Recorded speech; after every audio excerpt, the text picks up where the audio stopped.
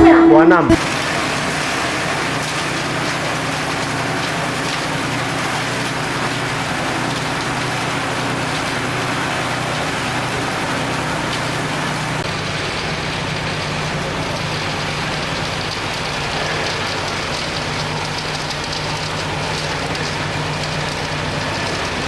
Kemarin 70.000.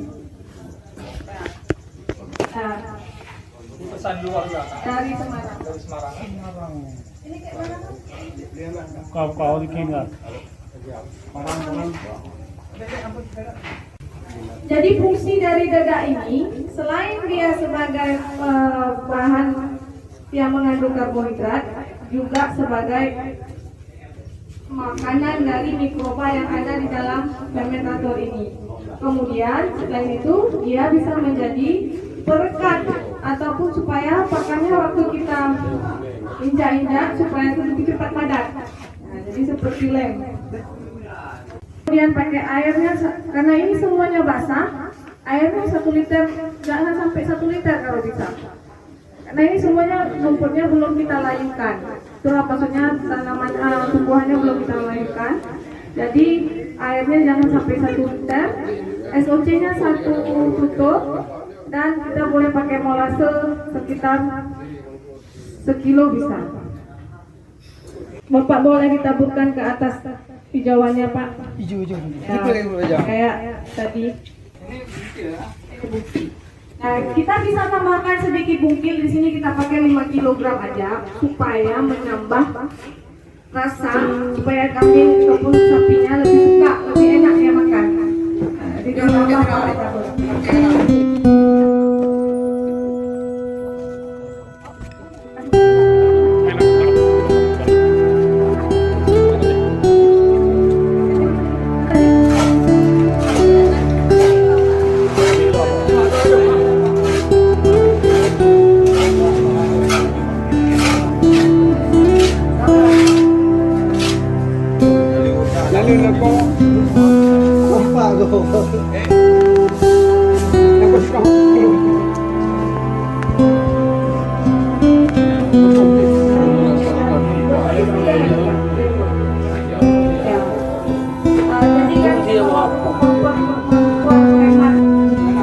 Jadi kalau secara ekonomis pakan ini lebih murah.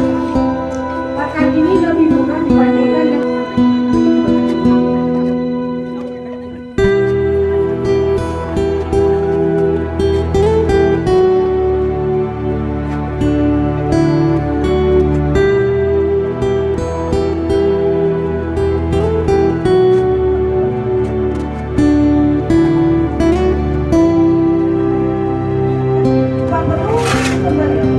itu bisa tahan 1 sampai 2 tahun Pak. Kita simpan. Ya, tahan dia. Ya, ini panas. Ya, karena kan di sini Bapak bisa lihat sendiri ya, ada menghasilkan enzim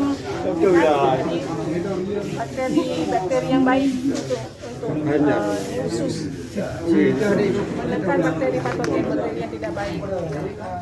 Nah, jadi di dalam saluran pencernaan di mana mikroba yang menguntungkan populasinya lebih banyak daripada populasi mikroba.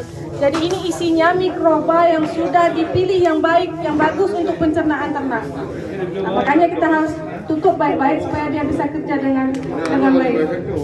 Punya kan namanya baik dapur tirang dapur Ajinomoto. Ajinomoto. Anjir. Ajinomoto isinya apa? Kalau ini isinya seperti mineral. Ajinomoto isinya apa? Penyedap rasa, Bapak. Baik double peng, Pak. Nggak ada fungsinya juga. Jangan ada bocor-bocornya hingga pakannya rusak, bukan diproses fermentasinya, tapi menjadi pembusukan. Sebelum kita tutup, ini kan udah selesai nih. Sebelum kita tutup acaranya, saya mau buat ujian sedikit. Siapa yang bisa jawab, boleh tunjuk tangan. Dari bagaimana caranya kita bisa melihat bahwa pakan itu berhasil difermentasi. Tadi sudah kita jelaskan. dan warnanya. Assalamualaikum warahmatullahi wabarakatuh. Cara melihatnya pekannya jadi berhasil, harumnya wangi dan tidak berulat, rasanya lembut dan nggak berair. Oke, very good. Yang lain kesalahan misalnya terlalu banyak air atau tempatnya wadahnya itu bocor. Bagaimana kita bisa melihat itu fermentasinya gagal? Dek, kasih Tera Citra satu itu. Oh, hadiahnya nih saya kasih berhasil, busuk. Yang gagal. Nih, ayo. Apabila sesudah kita buat, kemudian kita mau melihat apakah itu fermentasinya berhasil ataupun gagal, ini kita lihat yang sekarang tadi yang sudah dijelaskan itu yang berhasil, wanginya seperti tape, manis. Kemudian tidak ada ulat, tidak berulat, baunya enak. Nah, sekarang kalau gagal, di mana kita mau lihat tandanya itu fermentasinya gagal? Ayo, ayo Bapak. Maaf ya tangan kiri. Berdiri Pak, ayo. Bau apa Pak? Bau sedap. Tunggu, ada bau khasnya, bau apa kalau nggak enak? Udah uji. Bau petik, bau.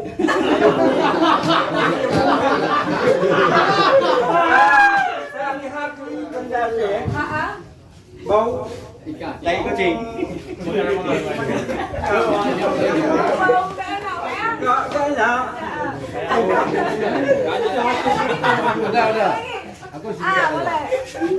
Tapi tidak jadi gagal. Saya singkat ya saya jawab. Drumnya bocor. Oke, drumnya bocor. Udah itu aja. Berarti gagal, drumnya bocor. Ya. Dari pakannya bisa kita lihat seperti apa bentuknya. Tadi kayak saudara Jafar bilang berulat. Oke. Terus tebarkan bau tak sedap. Itu aja. Senang hari ini karena semua pesertanya aktif, semua pesertanya benar-benar memperhatikan dengan baik. Nyatanya bisa dijawab pertanyaannya. Semoga kalau pulang nanti nggak lupa Pak. Kemudian kalau bapak-bapak masih mau tanya dan tanya lagi, boleh datang kemari. Insya Allah ada Bang Jafar di sini yang bisa nanti memberikan informasi lebih lanjut lagi. Mau belajar tentang buat pupuk, silakan. Nanti kita bisa praktek sama-sama di sini. Jadi bapak kan ini udah datang perwakilan dari kampung. Nanti pulang, bapak juga harus bagi-bagikan ilmunya ke teman-teman semuanya. Nah, jadi semoga ilmunya ini terus berlanjut sehingga pahala kita pun terus mengalir, ya Pak. Oke, jadi saya sebagai bukan narasumber, saya yang berbagi pengalaman, berharap akan ada Bang Jafar lain di kampung yang lain. Semoga bapak-bapak yang ada di sini bisa berhasil dan bisa terus mempraktekkan cara berternak yang gampang.